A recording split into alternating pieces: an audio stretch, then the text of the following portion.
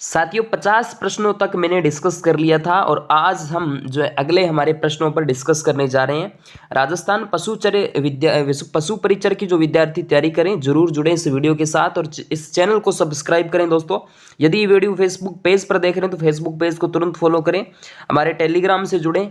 और इसके अलावा दोस्तों जो साथी व्हाट्सअप से नहीं जुड़े हैं, राजस्थान के अनेक विद्यार्थी व्हाट्सअप से मुझसे जुड़े हुए हैं। जो विद्यार्थी अभी तक नहीं जुड़े हैं तो एक नंबर मैं दे रहा हूँ, इस नंबर पे आप मुझे मैसेज करिएगा, मैं आपको जोड़ लेता हूँ, ठीक है।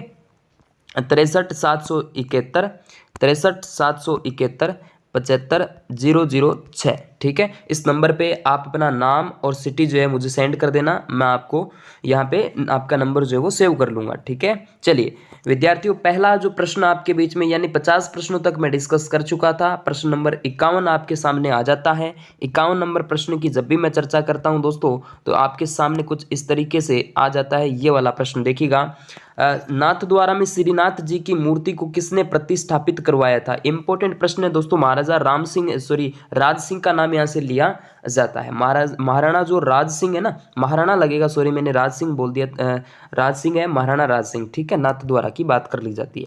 इसके बाद देखिएगा, कांठल की गंगा और कामधेनु के नाम से प्रसिद्ध नदियों को सुमेलित कर दिएगा। सबसे पहले पूछा क्या है दोस्तों, आपसे पूछा है कांठल की गंगा। कांठल की गंगा दोस्तों बनास नहीं है, लूणी नहीं है, जोजड़ी नहीं है, माही है। और कामधेनु नदी दोस्तों चंबल नदी का नाम लिया जाता है। करेक्ट आंसर चौथा हो जाता है यहाँ पर, चलिएगा। इसके बाद देखिएगा अगला जो प्रश्न है कि पुरातात्विक स्थल बागोर और नाडोल। बागोर तो भीलवाड़ा में आ जाता है और नाडोल दोस्तों पाली के अंदर है। तो कुछ इस तरीके से ये वाला करेक्ट आंसर आपके सामने भीलवाड़ा है और पाली यहाँ पे करेक्ट आंसर हो जाता है।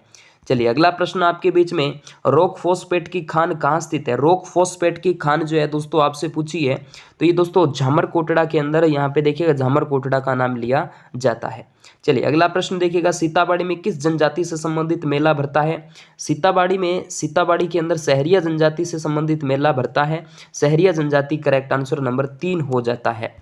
इसके बाद देखिएगा, मकराना में मिलने वाला विश्व प्रसिद्ध जो संगमरमर है वो दोस्तों किसके लिए जाना जाता है। मकराना दोस्तों यहाँ पे देखिएगा अभी हाल फिलहाल मकराना जो है आपके डिडवाना कुचामन के अंदर आ चुका है। तो प्रसिद्ध जो संगमरमर है यहाँ पे जो किस्म है वो कैल्साइट नाम की किस्म यहाँ पे देखने को मिल जाती है। कैल्साइट नाम की किस्म है। निम्नलिखित को सुमेलित करिएगा। एक तरफ मंदिर है, एक तरफ स्थान नहीं पूछा है आपसे, सुमेलित नहीं है। विभीषण मंदिर तो कोटा कैथून के अंदर, ठीक बात है। सुंधा माता का मंदिर भीनमाल जालोर के अंदर, ठीक बात है। सिरे मंदिर भी जालोर में है। त्रिपुरी सुंदरा माता मंदिर ये आपके बांसवाड़ा के अंदर बना हुआ है। तलवाड़ा बांसवाड़ा के अंदर है। तिलवाड़ा बाड़मेर में नहीं बना हुआ है। तो ये यहाँ पे डी करेक्ट आंसर हो जाता है। इसके बाद देखिएगा, निम्न में से कौन सा आभूषण महिलाओं द्वारा नहीं पहना जाता। अच्छा, महिलाओं द्वारा नहीं पहना जाता तो कौन पहनता है। महिलाएं देखिएगा, मारे माथरी में मद ले ताइयो छैल भंवर, ये माथे पर पहना जाता है, महिलाएं माथे पर धारण करती है। रखड़ी याद रखिएगा दोस्तों, ये आपके रखड़ी भी पहनती है। इसके अलावा सर का ये आभूषण है। रखड़ी आया हुआ प्रश्न है। कनकती कंडोरा ये कमर का है। मोरखा जो है ऊंट का आभूषण है। ये मोरखा कोई महिलाएं थोड़ी धारण करती है। तो करेक्ट आंसर बी हो जाएगा, ठीक है। इसके बाद में निमाड़ी एवं रागड़ी किस बोली की उपबोलियां हैं। निमाड़ी और रागड़ी जो है वो किस बोली की उपबोलियां पूछी आपसे। तो यहाँ जो है करेक्ट आंसर आपका हो जाता है डी, यानी मालवी करेक्ट आंसर हो जाता है डी। चलिए अगला जो प्रश्न आपके बीच में, निम्न में से कौन सा वन्य जीव अभ्यारण्य जिला और जिले से सुमेलित नहीं रखता है। तो बंद बेराठा भरतपुर के अंदर, अलवर में कैसे हो जाता है। बस्सी चित्तौड़गढ़ में है। टोडगढ़ रावली ये आपका क्षेत्र आ जाता है। इसमें ब्यावर भी सम्मिलित हो जाएगा। फुलवारी किनाल उदयपुर, तो यहाँ पे ए करेक्ट आंसर हो जाता है। बंद बेराठा भरतपुर में बना हुआ है, अलवर में नहीं है। इसके बाद में 1857 की क्रांति के समय भरतपुर रियासत में ब्रिटिश पॉलिटिकल एजेंट कौन था। तो कौन था भाई, किसकी बात हो रही है, भरतपुर की हो रही है। तो भरतपुर के अंदर जो थे वो आपके मॉरिसन थे। कौन है, मॉरिसन, बी करेक्ट आंसर हो जाता है। इसके बाद, नारियों द्वारा शिकार करते हुए चित्रण किस चित्रकला की विशेषता मानी जाती है। 62 नंबर का सी करेक्ट आंसर कोटा शैली यहाँ पे देखने को मिल जाता है। इसके बाद, जैसलमेर की स्थापना कब हुई थी। जैसलमेर की स्थापना, अच्छा प्रश्न दोस्तों, इंपॉर्टेंट प्रश्न है, 12वीं शताब्दी के अंदर होती है जैसलमेर की स्थापना। इसके बाद देखिए अगला जो प्रश्न आपके बीच में, 1822 में 1822 ईस्वी में गठित मेरवाड़ा बटालियन का मुख्यालय जो है दोस्तों वो कहाँ था? तो मेरवाड़ा बटालियन का जो है आपके ब्यावर में आ जाता है, ब्यावर इंपॉर्टेंट जिला आ जाता है, अब वर्तमान में जिला है ब्यावर, अजमेर से अलग हुआ है। पिछवाइयों का चित्रण की मुख्य जो विशेषता है, मुख्य जो विषय है पिछवाइयों के संबंध में, वो श्री कृष्ण लीला का नाम यहाँ से लिया जाता है। इसके बाद में पक्षी फल फूल वृक्ष आदि का चित्रण किस शैली में अधिक है? तो पशु पक्षियों दोस्तों बूंदी शैली के अंदर हमें देखने को मिल जाता है। करेक्ट आंसर आपका बूंदी हो जाता है। इसके बाद में दिलवाड़ा में आदिनाथ मंदिर का निर्माण करवाया था। दिलवाड़ा में आदिनाथ मंदिर का जो निर्माण है वो दोस्तों विमल शाह के द्वारा करवाया जाता है। ठीक है, विमल शाह के द्वारा। चलिए अगला जो प्रश्न आपके बीच में आ जाता है, ख्वाजा मोइनुद्दीन चिश्ती भारत में शासनकाल के समय आए थे। किसके शासनकाल के समय आए थे? तो यहाँ जो है आपका करेक्ट आंसर हो जाता है 68 नंबर का करेक्ट आंसर बी हो जाता है। पृथ्वीराज चौहान तृतीय जो है इनके शासनकाल में आते हैं। कौन? ख्वाजा मोइनुद्दीन चिश्ती की दरगाह कहाँ बनी है? अजमेर जिले के अंदर बनी है। इसके बाद में वीर सतसई की रचना किस शासक के शासनकाल में हुई? वीर सतसई की रचना दोस्तों इंपॉर्टेंट प्रश्न आपके बीच में ये वाला है, मिर्जा राजा जय सिंह के काल में हुई थी, बिहारी सतसई। इसके बाद देखिएगा राजस्थान में, ये अच्छा प्रश्न है दोस्तों, थोड़ा ध्यान देना इस प्रश्न पर। राजस्थान के सबसे बड़े जिले जैसलमेर का क्षेत्रफल आपसे पूछा है। हम पढ़ते थे 38,401 वर्ग किलोमीटर, यहाँ पे चर्चा करते थे, तो ये वाला यहाँ करेक्ट आंसर है। लेकिन वर्तमान के अंदर आपको बता दूं जैसलमेर का क्षेत्रफल इतना नहीं है, थोड़ा कम हो जाएगा। क्यों कम होगा? क्योंकि जैसलमेर का एक क्षेत्र हुआ करता था, आपको याद हो तो बता देता हूँ आपको, नोख जो है ना, नोख, ये हम जैसलमेर में पढ़ते थे, अब ये फलोदी के अंदर चला गया है। नोक उप तहसील जो है दोस्तों वो आपके फलोदी जिले के अंदर आ चुकी है।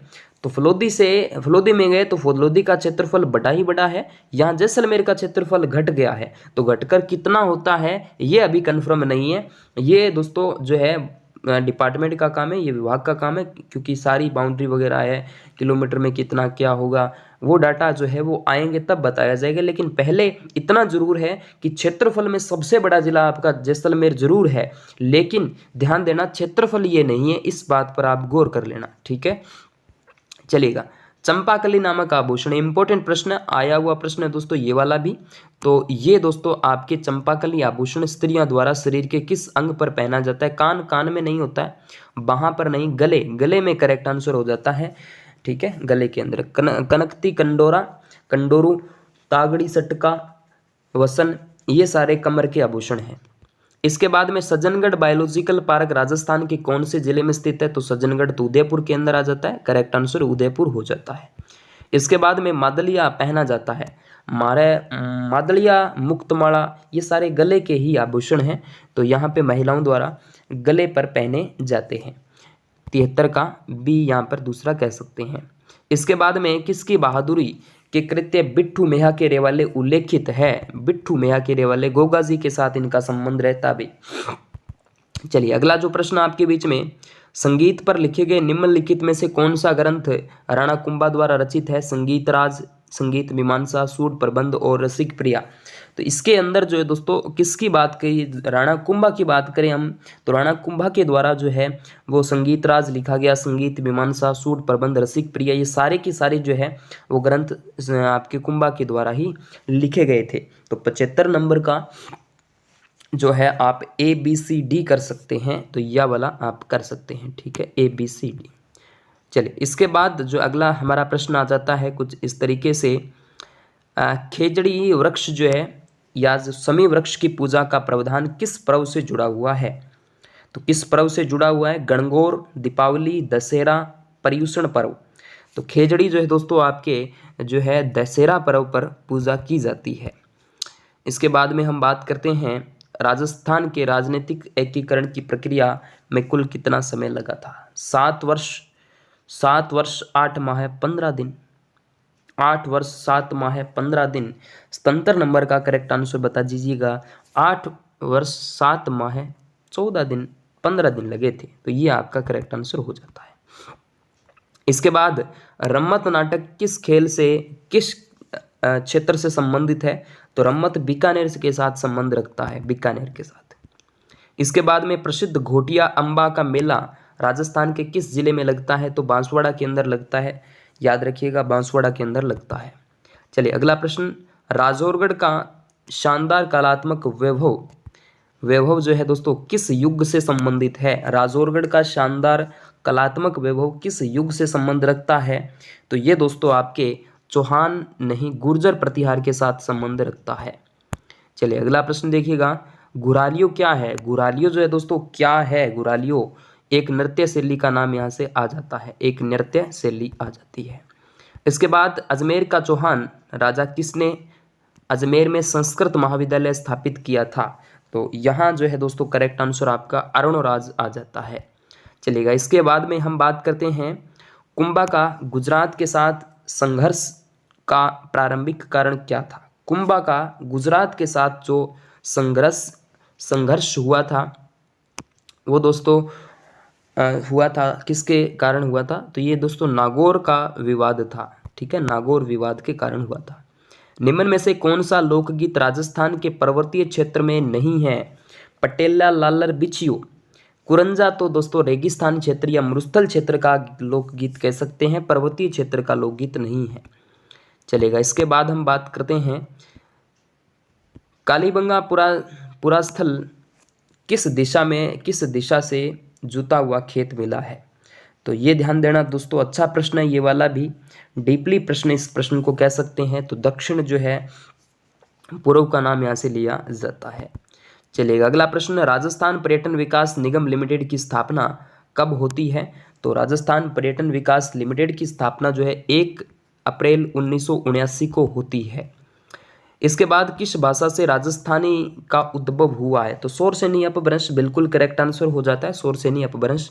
चलिएगा अगला प्रश्न आपके बीच में, सोम कमलांबा सिंचाई परियोजना स्थित है? तो डूंगरपुर में है भाई, बिल्कुल करेक्ट आंसर, आराम से इसका आंसर दे सकते हैं डूंगरपुर।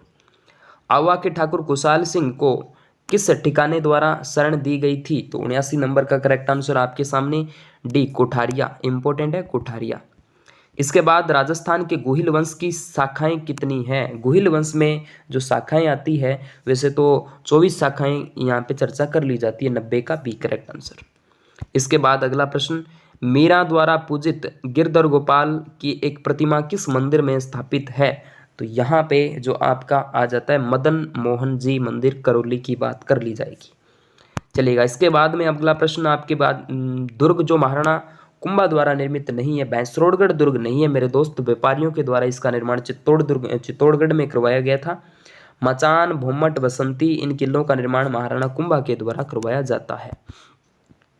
इसके बाद में झामर कोटड़ा खान जानी जाती है, तो झामर कोटड़ा जो है दोस्तों वो आपके रॉक फॉस्फेट के लिए जानी जाती है। इसके बाद महाराणा प्रताप के दरबारी विद्वान जिसने मुहूर्तमाला ग्रंथ की रचना की थी वह है, तो मुहूर्तमाला ग्रंथ की जो रचना की थी तो माला सेंधु चक्रपाणी, तो चक्रपाणी का नाम यहाँ से लिया जाता है, किसका नाम? चक्रपाणी मिश्र का नाम लिया जाएगा। इसके बाद निम्न युग्मों में से कौन सा चौधरी कुंभाराम नहर द्वारा लाभान्वित नहीं, अच्छा लाभान्वित है?